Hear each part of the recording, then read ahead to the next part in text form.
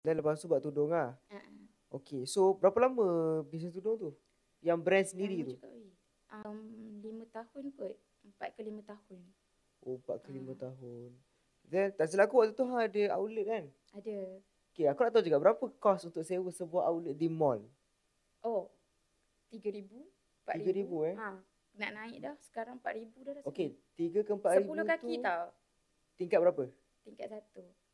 Bukan Kalau bawah ground ground floor. lah kan. Kalau ground Ground berapa? floor lagi mahal lah. Berapa? 4,000, 5,000 boleh cecah lah. Itu pun dia ada produk-produk yang tertentu lah boleh letak bawah. Contoh macam aku, pakaian tak boleh lah. Pakaian pula. Tudung tak boleh. Tudung kat atas. Pakaian je boleh kat bawah.